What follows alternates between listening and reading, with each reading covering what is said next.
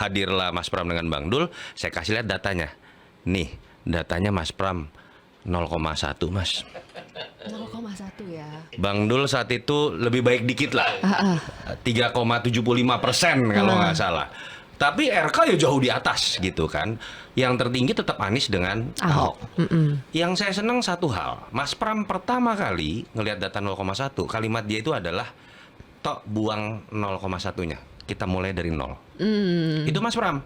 Bang Dul lebih ajaib lagi. Jadi bahasa dia mirip yang tadi keluar itu, saya dengar bener-bener. Tok mau lo bilang survei gua kecil, Mas Pram kecil, feeling gua kita dicoblos orang katanya. Kita menang gitu. Jadi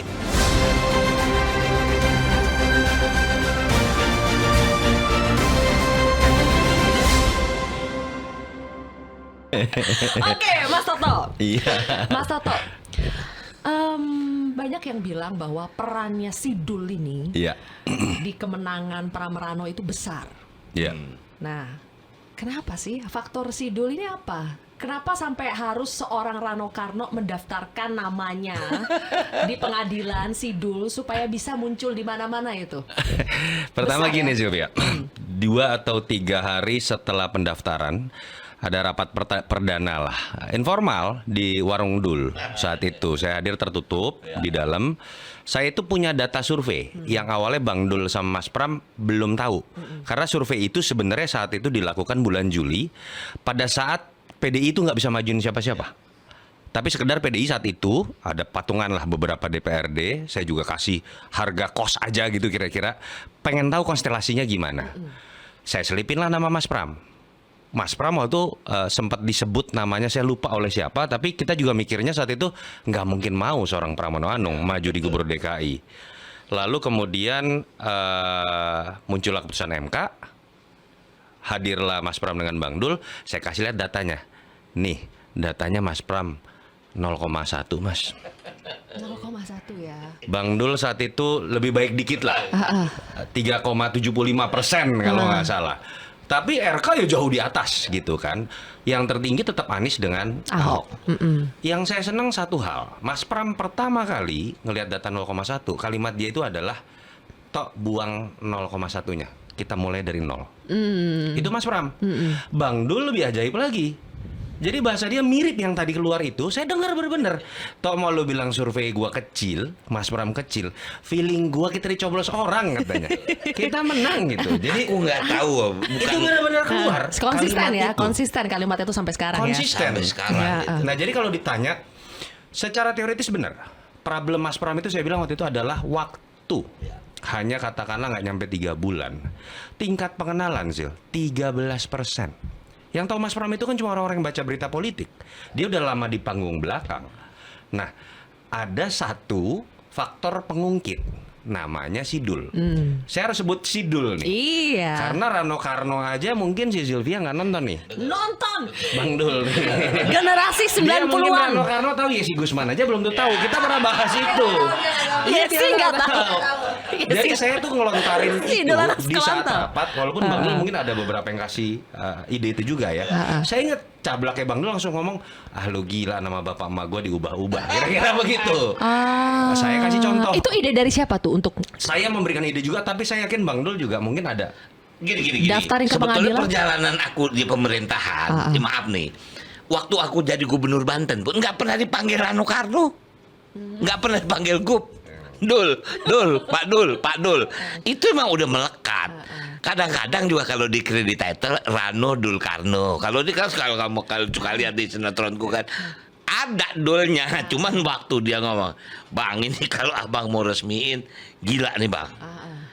Ke pengadilan kan, gue bilang tuh nih nama bapak gue udah ganti-ganti nih. Ntar bapak gue ngamuk nih kan. Tapi aku berpikir apa ya, pengguna nama Dul dalam nama aku itu terlalu biasa. Bahkan namaku hilang dalam kehidupan sehari-hari ya. Maaf, waktu aku pernah jadi gubernur Banten nggak ada yang panggil gue Pak Gub, nggak ada yang panggil Dul. yang didaftarin itu Dul apa Sidul? Sidul. Si vaksinya juga didaftar. Sidul.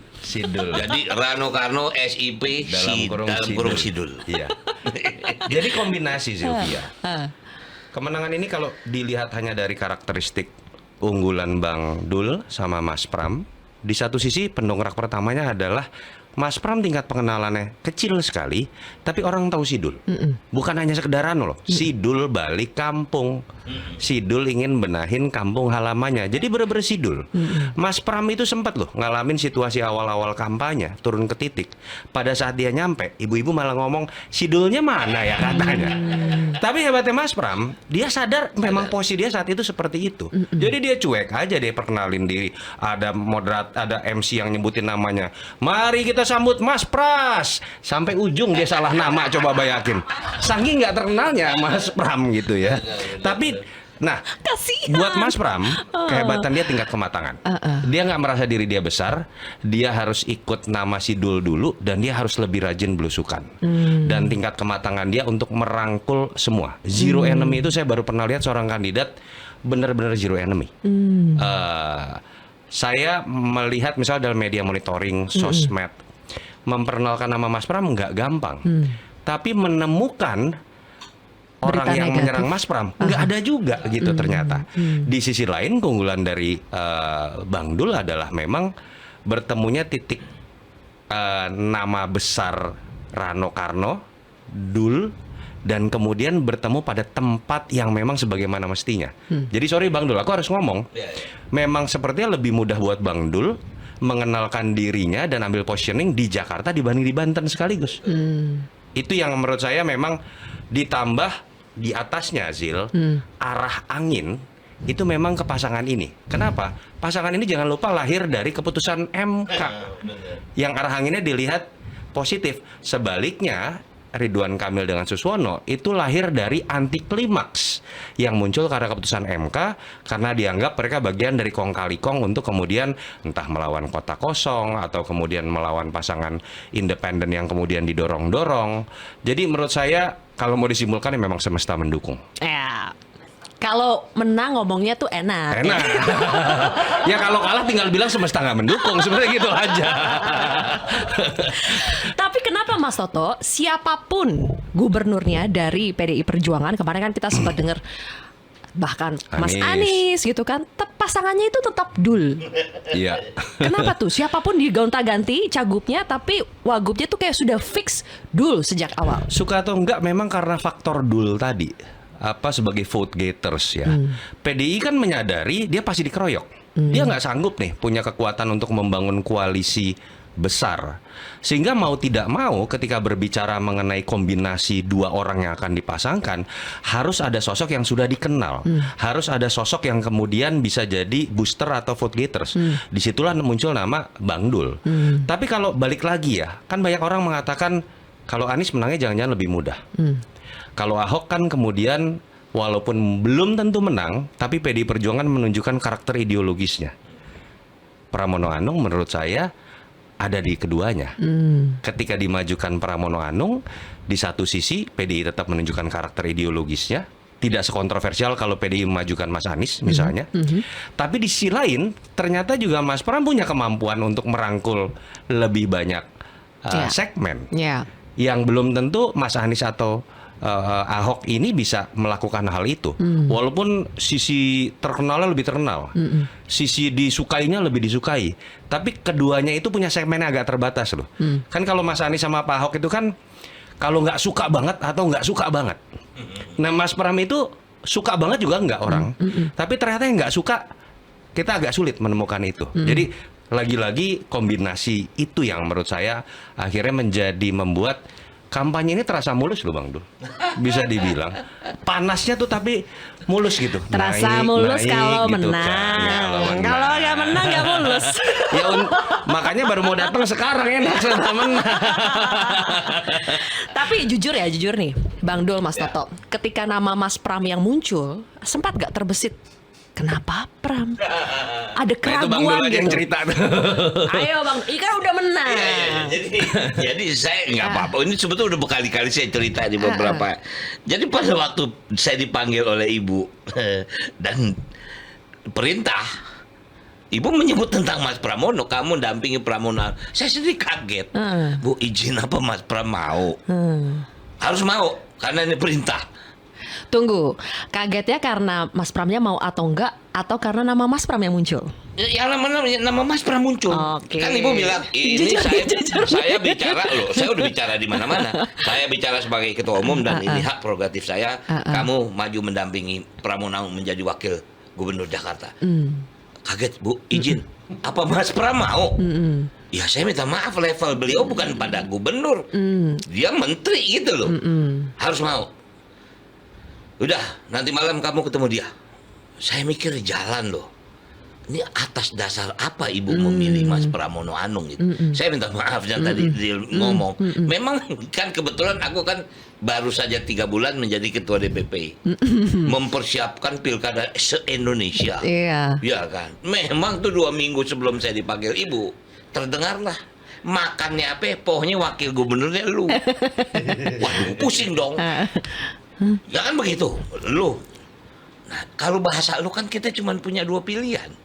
Pilihan survei tertinggi Anies, kedua Ahok. Nggak ada nama Mas Pramono. Begitu tiba-tiba Ibu nyebut Pramono Anung, kaget dong saya.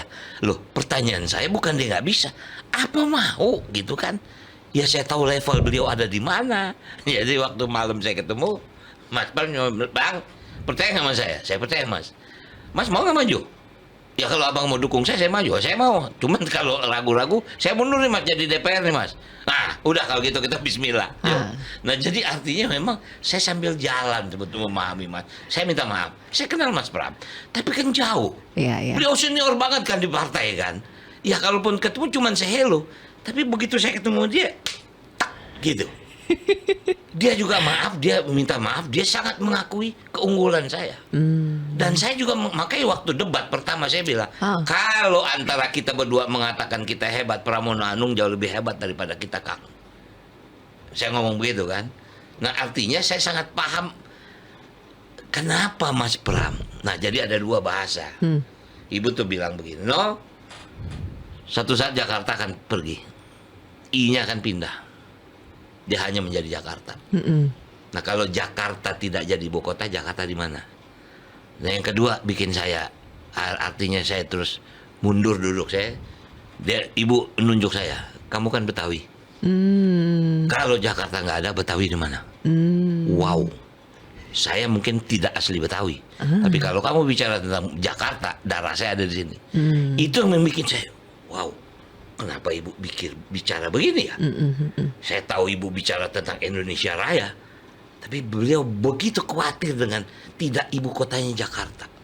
Berarti harus dibenahi. Oh, ternyata kenapa Mas Pramono Anung? Maaf, yang saya paham hubungan beliau dengan Pak Jokowi baik, hubungan beliau dengan Pak Prabowo baik. Artinya dengan siapapun Jakarta ini harus harmonisasi dengan pemerintah pusat. Jadi aneh memang kalau dibilang kalau misal presidennya saat itu dapat bantuan lebih banyak. Enggak begitu ukurannya. Sudah ada undang-undang tentang pemerintah daerah kok, di mana tugas wewenangnya sudah jelas ya. Nah, jadi saya berpikir, oh, Pramono Anung dibutuhkan untuk melakukan guidance pertama ini untuk selanjutnya Jakarta akan jadi apa. Oke. Itu yang saya pahami.